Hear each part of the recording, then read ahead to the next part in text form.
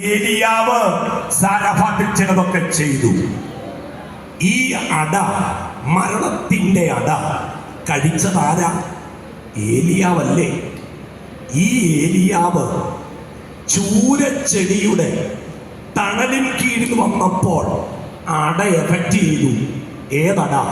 മരണത്തിന്റെ അട ഏലിയാവിൽ എഫക്റ്റ് ചെയ്തു. എന്താ പറഞ്ഞത്?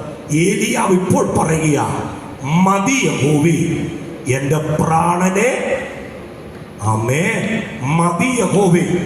ആ മരണത്തിന്റെ അട ചില ദിവസം, ചില വർഷം കഴിഞ്ഞപ്പോൾ, ആമേൻ, സ്തോത്രം, ചൂരച്ചെടിയുടെ തണലിൻ കീഴിൽ വന്നപ്പോൾ എഫക്റ്റ് ചെയ്തു. സ്തോത്രം.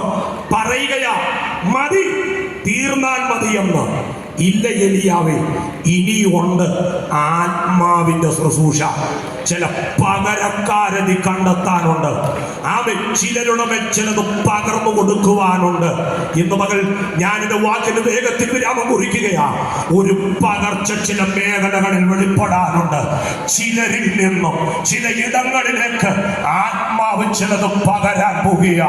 ആത്മാവിന്റെ ദാനം സാക്ഷ്യത്തിലൂടെ ദേശത്തിന്, സഭയില്, കുടുംബത്തില് നമുക്ക് പുലർത്താം. ഒരു ദൂതുണ പറഞ്ഞ് ഞാൻ മുൻപോട്ട് പോവുക.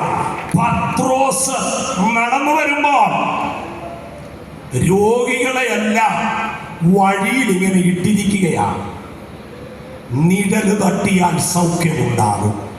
പത്രോസേ, നിന്നിൽ ഒരസാധാരണമായ ശക്തിയുണ്ട്. Price the Lord. നീ പോയാൽ രോഗികൾ സൗഖ്യമാകും. ഇന്ന് പകൽ ഞാൻ പറയാം, പത്രോസ് നടന്നു പോകുമ്പോൾ രോഗികൾ കൂട്ടം കൂട്ടമായി വിടുവിക്കപ്പെട്ടു.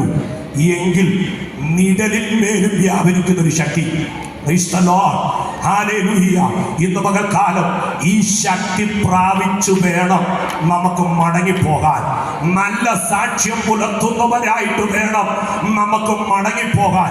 നമുക്ക് അപ്പച്ചന്റെ സന്നിധിയിൽ വിശ്വസ്തയോടും പരമാർത്ഥതയോടും കൂടെ അവൻ കർത്താവിന്റെ നാള് വരെ നമുക്ക് നിലനിൽക്കണം. അതിനുവേണ്ടി നമുക്ക് ഒരുങ്ങാം, നമുക്കൊരുങ്ങാം.